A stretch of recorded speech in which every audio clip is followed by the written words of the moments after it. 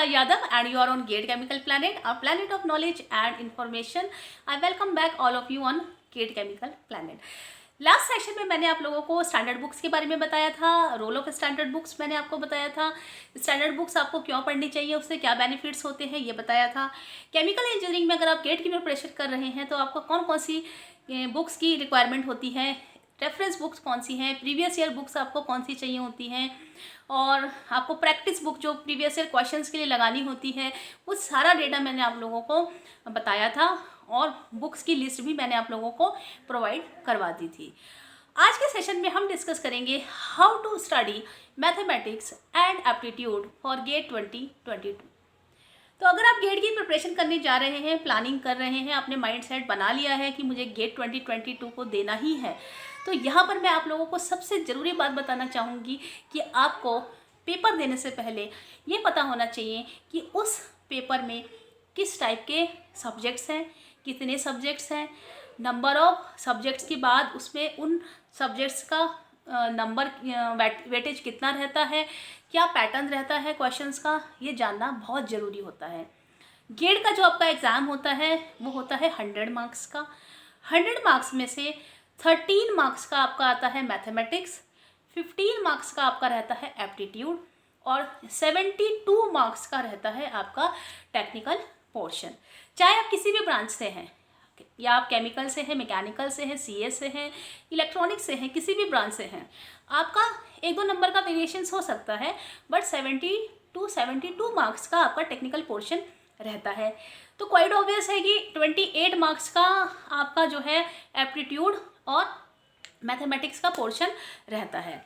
तो जब हमें पता चल गया कि 28 मार्क्स का तो आना ही है पेपर में, और हमें लगता है कि मैथमेटिक्स और एप्टीट्यूड इजी भी है, बट अगर हम सही मायने में इसको देखें तो ये दोनों सब्जेक्ट बहुत ज़्यादा प्रैक्टिस मांगते हैं।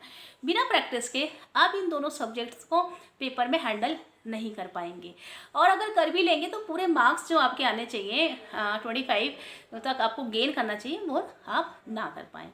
तो यहाँ पर मैं सबसे पहले एक बिग मिस्टेक स्टूडेंट्स जो करते हैं गेट एग्ज़ाम में इन दोनों सब्जेक्ट को लेकर, वो बताती हूँ। वो क्या होता है कि हम लास्ट में इन दोनों सब्जेक्ट को छोड़कर रखते हैं कि हम नवंबर में स्टार्ट करेंगे और हमारा दिसंबर तक ये दोनों सब्जेक्ट प्रिपरेशन हो जाएगी। बट मैं आपको अपना एक्सपीरियंस बताती हूँ, पर्सनल एक्सपीरियंस है, ये दोनों सब्जेक्ट लास्ट में आपके तैयार नहीं हो पाते।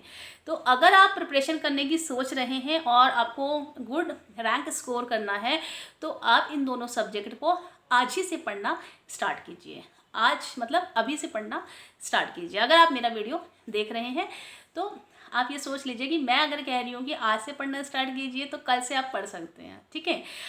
तो यहाँ पर मैं आपको बताना चाहती हूँ कि ये जो दोनों सब्जेक्ट हैं, इनका जो वेटेज है, ये आपके जो गेट का स्कोर है उसको अच्छा करने के लिए बहुत मैटर करता है, ठीक है।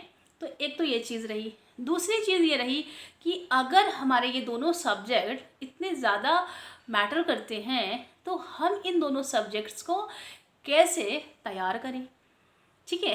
तो जब भी हम कोई कॉम्पिटिटिव एग्ज़ाम देने जाते हैं तो सबसे पहला जो हमारा फर्स्ट स्टेप होना चाहिए वो होना चाहिए कि हम उस सब्जेक्ट का वेटेज देख लें, ये वो सब्जेक्ट कितने मार्क्स का आता है, और जो वो सब्जेक्ट है उसमें जो चैप्टर्स हैं, उनमें जो टॉपिक्स हैं, वो कितने कितने नंबर के आ सकते हैं।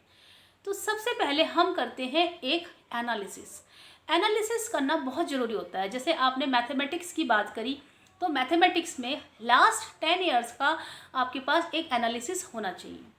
अब आप कहेंगे कि हमें एनालिसिस अगर नहीं आता तो हम कैसे करें, तो आप क्या करेंगे कि गेट की जो बुक्स आती हैं प्रीवियस ईयर क्वेश्चंस की, आप वो ले सकते हैं, और उन बुक्स में जो क्वेश्चंस आए हुए हैं उनका टॉपिक आप नोट कर सकते हैं कि इस टॉपिक से ये क्वेश्चन आया है, इतने मार्क्स का आया है। तो नियर अबाउट आप 10 ईयर्स का भी अगर एक डेटा अपने आप बना लेते हैं तो आपको ये पता चल जाएगा कि इस टॉपिक से इतने नंबर का ये क्वेश्चन पूछा जाता है और हर साल ये क्वेश्चंस आते हैं। तो सबसे पहले जब भी हम पेपर की प्रिपरेशन करेंगे तो हमें प्लानिंग, अपनी एनालिसिस जो है अपनी वो प्रॉपर करनी है। सबसे पहले हम प्लानिंग करेंगे कि उसको हमें पढ़ना कैसे है, उसका हमें रिजल्ट एनालिसिस हमारे पास है या नहीं, वो सब्जेक्ट कितने नंबर का आता है ये हमें पता होना चाहिए, कितने सारे उसमें टॉपिक्स आते हैं, कौन से टॉपिक से क्वेश्चंस हर बार पूछे जाते हैं, इसका हम डेटा प्रिपेयर कर लें। उसके बाद हम आएंगे, हम देखेंगे टाइप्स ऑफ क्वेश्चंस। जो हमने टॉपिक्स देखें कि ये टॉपिक्स आता है और ये बार बार रिपीट हो रहा है, तो जो उसमें से उस टॉपिक में से क्वेश्चंस पूछा जाता है वो क्वेश्चन किस टाइप का है, ठीक है, और उस क्वेश्चन से रिलेटेड हमारी थ्योरी हमें क्लियर है या नहीं। तो एक तो हमने ये क्लियर कर लिया कि भाई हमें थ्योरी आती भी है कि नहीं आती। तो अब आपकी थ्योरी क्लियर करने के लिए आपको कैसे पढ़ना है, तो यहाँ पर दो चीज़ें हैं। दो चीज़ें ऐसी हैं कि अगर आप फर्स्ट ईयर सेकेंड ईयर के स्टूडेंट्स हैं तो आपके जो पढ़ने का पैटर्न होगा वो अलग होगा। जो आपको मैंने एनालिसिस बताई करनी वो फर्स्ट ईयर वाले भी करेंगे, सेकेंड ईयर वाले भी करेंगे और थर्ड ईयर वाले तो ऑलरेडी कर ही चुके होंगे क्योंकि वो काफ़ी समय से प्रिपरेशन कर रहे होंगे। और अगर आप डिप्लोमा के कैंडिडेट्स हैं और आपके पास कोई भी डेटा नहीं है, क्योंकि ऐसा हो सकता है कि आपने डिप्लोमा के बाद बीटेक किया हो, तो डिप्लोमा के बाद अगर आपने बीटेक किया है तो हो सकता है कि 11th-12th में आपने उतनी मैथमेटिक्स ना पढ़ी हो, ठीक है। तो आपको रिजल्ट एनालिसिस जो है अपना वो करना बहुत ज़रूरी होता है कि कौन से टॉपिक से कितने क्वेश्चंस आए हुए हैं। तो डिप्लोमा वाले कैंडिडेट्स के लिए, फर्स्ट ईयर के लिए और सेकेंड ईयर के लिए जो है एनालिसिस करना बहुत इंपॉर्टेंट है। एनालिसिस करने के बाद आप जब टाइप ऑफ क्वेश्चंस पे आए कि इस टाइप के क्वेश्चंस पूछे जाते हैं, आपने एक एनालिसिस देख ली, अब आपके माइंड में आना चाहिए कि हमको स्टडी कैसे करनी है। यहाँ पर आपको लगेगा कि मैं रिवर्स बैक में आपको बता रही हूँ, बट ये रिवर्स बैक नहीं है। जब भी आप किसी सब्जेक्ट को प्रिपेयर करते हैं कॉम्पिटिटिव एग्जाम्स के लिए, तो वहाँ पर आपको वेटेज की एनालिसिस, टाइप्स ऑफ क्वेश्चंस की एनालिसिस करना बहुत ज़रूरी होता है। अगर आप विदाउट एनालिसिस सब्जेक्ट का सिलेबस डाउनलोड करके पढ़ने लग जाते हैं तो आपको उससे कोई भी बेनिफिट नहीं मिलता और आपका जो उस सब्जेक्ट को ख़त्म करने का जो टाइम होता है वो भी आपका बहुत ज़्यादा लगता है। अगर आपके पास एक एनालिसिस रहेगी वेटेज की, मार्क्स की, टाइप्स ऑफ क्वेश्चंस की, तो आप उस सब्जेक्ट को अपने माइंड सेट के अकॉर्डिंग ढाल के पढ़ सकते हैं, ठीक है। तो अगर आप first year second year diploma वाले कैंडिडेट्स हैं और आपके जो कंसेप्ट हैं वो उतने ज़्यादा स्ट्रॉन्ग नहीं हैं, तो आपको एक बेसिक बुक की रिक्वायरमेंट होती है, ठीक है।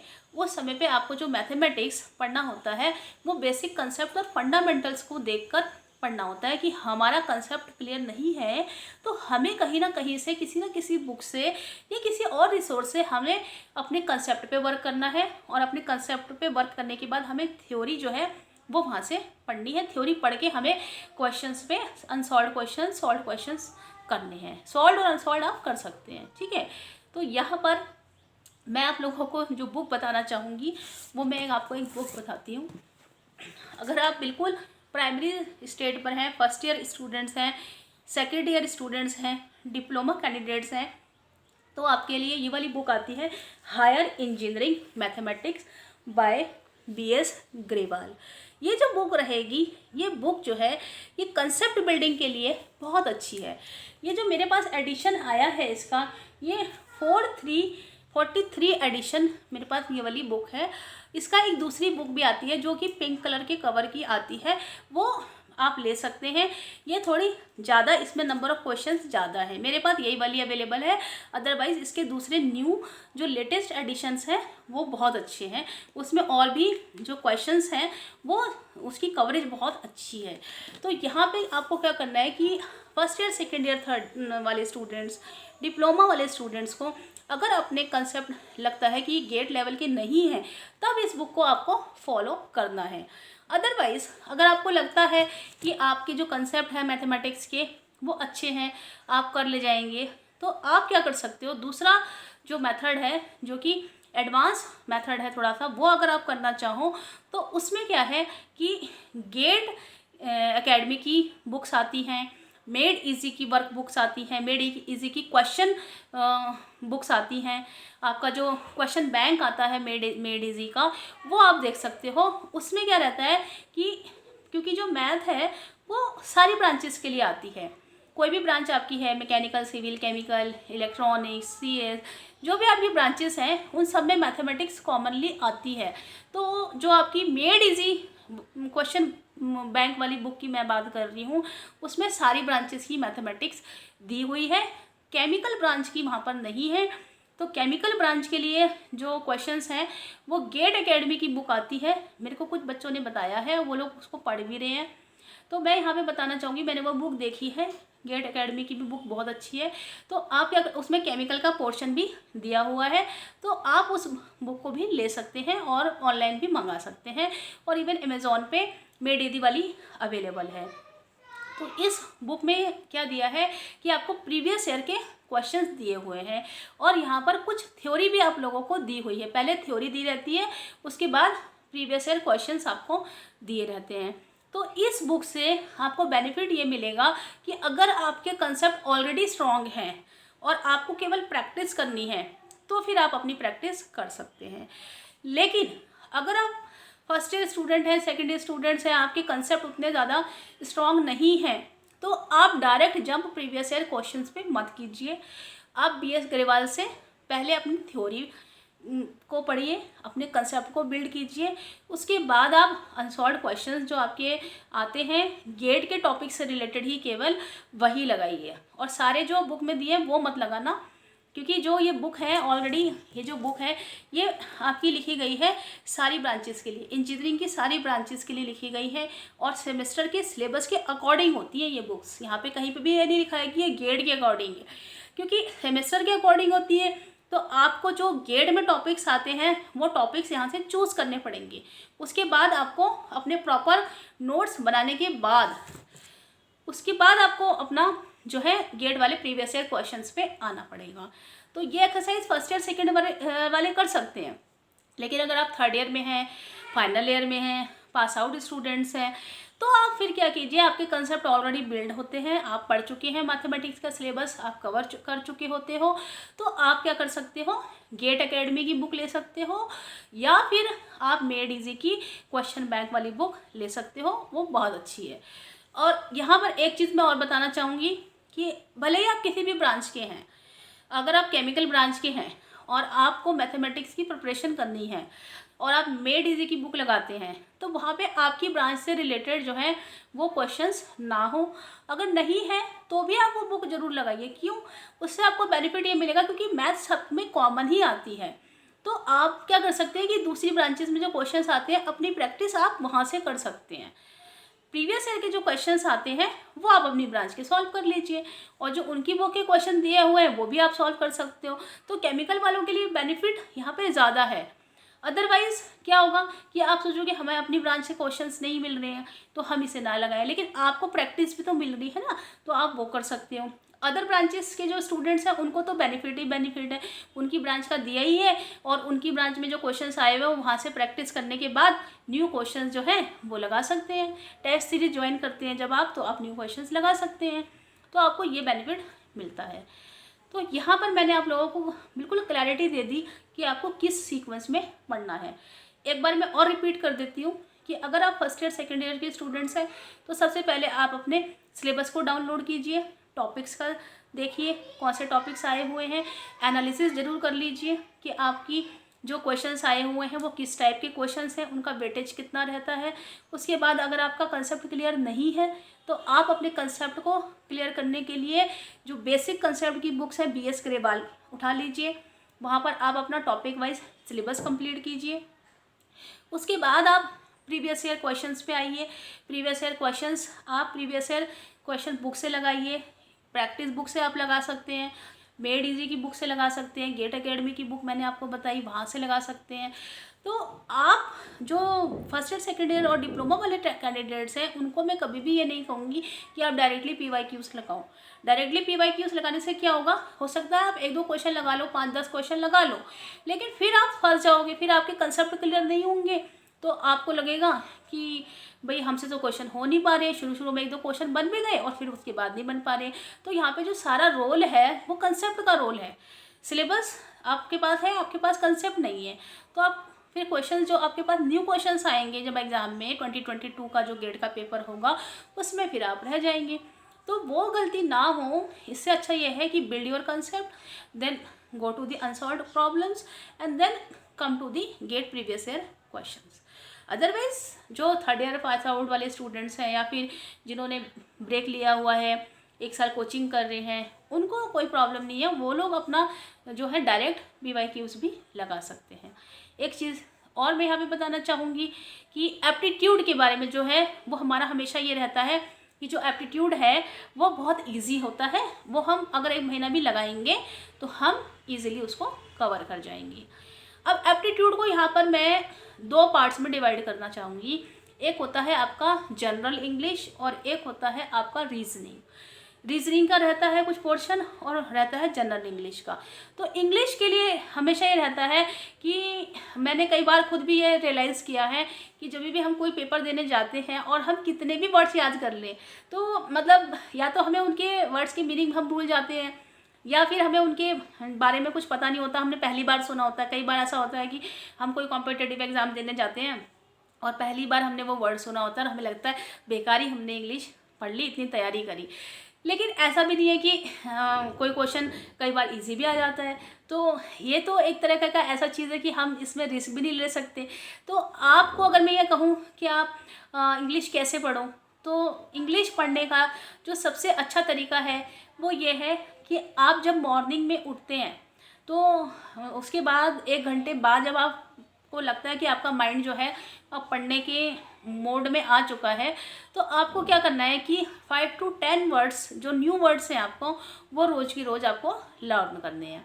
तो अगर आप एक दिन में 10 वर्ड्स यूज़ करते हो तो आपके पास अभी 6 मंथ बचे हुए हैं, तो 6 मंथ में आपके बहुत सारे वर्ड्स जो हैं वो प्रिपेयर हो जाएंगे। और जब भी आप कोई भी वर्ड उठाते हो तो उस वर्ड का मीनिंग ज़रूर लिखिए। उस वर्ड का मीनिंग लिखने से क्या होगा कि एक तो आपको वर्ड का मीनिंग आपको पता चल जाएगा और उसका जो उसके उस वर्ड से रिलेटेड 3-4 और चीज़ें होती हैं जो बुक्स में दी रहती हैं, एडजेक्टिव है उससे रिलेटेड, तो आपको वो सारी चीज़ें जो हैं वो क्लियर हो जाती हैं। तो आप एक दिन में ये बना लीजिए कि हमें जो है एप्टीट्यूड को हाफ एन आवर भी अगर आप पर डे देते हैं तो आपका बहुत अच्छे से एप्टीट्यूड प्रिपरेशन हो सकती है। अब वर्ड्स की बात आती है कि हम नए वर्ड्स कहाँ से लाएं। तो मैं जब पढ़ती थी तो मैंने ये वाली बुक पढ़ी थी, वर्ड पावर मेड इजी। ये जो बुक है ये कुछ स्टूडेंट्स को मुश्किल लगती है, ठीक है। बच्चे कहते हैं कि मैम आपने हमें बताई तो है पर हम पढ़ नहीं पाते। तो इस बुक को जब भी आप पढ़ते हैं तो स्टार्टिंग से पढ़ना शुरू कीजिए। इट मीन्स कि ऐसा ना हो कि आपको आज मैं ये बता रही हूँ तो आप नवंबर दिसंबर से जब बुक पढ़ना शुरू करेंगे तो आपके ऊपर इतना प्रेशर हो जाएगा आप नहीं पढ़ पाएंगे। इस बुक को अगर आप पढ़ना चाहते हैं तो अभी से पढ़ना स्टार्ट कीजिए। इंग्लिश आपकी इससे एक तो इम्प्रूव होती है, जो आपकी वोकैबुलरी है वो इम्प्रूव होती है और मीनिंग्स जो हैं आपको वो पता चलने लगते हैं। तो ये बुक अच्छी है, आप इसे ले सकते हैं, ऑनलाइन अवेलेबल है, अमेज़ॉन पे भी अवेलेबल है, आप वहाँ से ले सकते हैं, ठीक है। और दूसरा क्या हो सकता है इंग्लिश के लिए, कुछ आपके आजकल गूगल प्ले पे आपके ऐप्स जो हैं वो प्रेजेंट हैं। आप उन ऐप्स पे डाउनलोड करके वहाँ से प्ले की तरह खेलते रहते हैं और आप अपना वर्ड्स की प्रिपरेशन कर सकते हैं, ठीक है। तो दूसरा तरीका ये हो सकता है। लेकिन टाइमिंग्स की अगर हम बात करें कि आपको एप्टीट्यूड को कितना टाइम देना है, तो अगर आप हाफ एन आवर भी टाइम दे रहे हैं तो हाफ एन आवर का जो टाइम है पर डे का वो सफिशिएंट है। अगर आप इससे ज़्यादा दे सकते हैं तो आप 1 घंटा तो दीजिए, 1 घंटे से कम मत दीजिए, आधे घंटे से कम मत दीजिए। 1 घंटा बहुत अच्छा टाइम है कि अगर आप 1 आवर का टाइम देते हैं एप्टीट्यूड को, रेगुलर दीजिए। ये मत समझिए कि आज हमारा सिलेबस है एप्टीट्यूड का वो कंप्लीट हो गया है और उसके बाद जब हम टेस्ट लगाएंगे तो हम एप्टीट्यूड और मैथ को भूल जाए। तो उससे क्या होगा, आपकी प्रैक्टिस जो है वो बिल्कुल वेस्ट चली जाएगी। जितना भी आपने रिवाइज़ किया है, प्रैक्टिस की है, वो आपकी वेस्ट हो जाएगी। तो जब तक आपका गेट का एग्ज़ाम नहीं हो जाता तब तक आप इसको हाफ एन आवर भी अगर देते हैं रेगुलर बेसिस पे, मैं बता रही हूँ आपका इंग्लिश जो है वो आप पूरा 15 नंबर का करके आने वाले हैं, इंग्लिश और रीजनिंग, ठीक है। रीजनिंग के लिए भी जो आपकी बुक्स आती हैं वो मैं आपको बता देती हूँ। रीजनिंग के लिए आपकी जो बुक आती है मेड इजी की रीजनिंग की भी बुक आती है, आप वो परचेज कर सकते हैं। लेटेस्ट जो उसका वर्जन है वो आप ले सकते हैं, ठीक है। और एक चीज़ मैं आप लोगों को यहाँ पर ये बताना चाहूँगी कि जब भी आप कॉम्पिटिटिव एग्ज़ाम की प्रिपरेशन करते हैं, आपके पास अगर सेकेंड हैंड बुक्स अवेलेबल है तो आप उनसे भी प्रिपरेशन कर सकते हैं। ऐसा कुछ नहीं है कि सेकेंड हैंड बुक से आप प्रिपरेशन नहीं कर सकते। आपको लेटेस्ट एडिशन में जो बेनिफिट मिलता है वो नंबर ऑफ़ क्वेश्चंस का मिलता है। क्वेश्चन जो रहते हैं वो थोड़े ज़्यादा रहते हैं, और ऐसा होता है कि जो पुराने एडिशन्स में एक दो मिस्टेक्स हो जाती हैं, रह जाती हैं, प्रिंटिंग मिस्टेक्स वगैरह क्वेश्चंस में आपके जो आंसर रहते हैं उनको देने में अगर कोई गलती हो जाती है तो वो लोग उसको इम्प्रूव करते हैं, ठीक है। तो इसीलिए कहा जाता है कि जब भी आप कोई बुक खरीदें तो वो लेटेस्ट उसका एडिशन ले। अदरवाइज़ अगर सेकेंड हैंड बुक्स आपके पास ऑलरेडी अवेलेबल है तो आपको कोई भी ज़रूरत नहीं है कि आप नई बुक्स खरीदें, ओके। तो यहाँ पर मैंने आप लोगों को बताया कि आपका जो गेट है उसके लिए आपको एप्टीट्यूड की कैसे प्रिपरेशन करनी है और आपको मैथमेटिक्स की प्रिपरेशन कैसे करनी है, ठीक है। तो don't jump directly on to the PYQs, first build your concept, then go to the previous year questions. Thank you so much, have a nice day. अगर आपने गेट केमिकल प्लैनेट को अभी तक सब्सक्राइब नहीं किया है तो चैनल को सब्सक्राइब करें और बेल बटन को भी प्रेस करें और share this video among your friends. Thank you so much, have a nice day.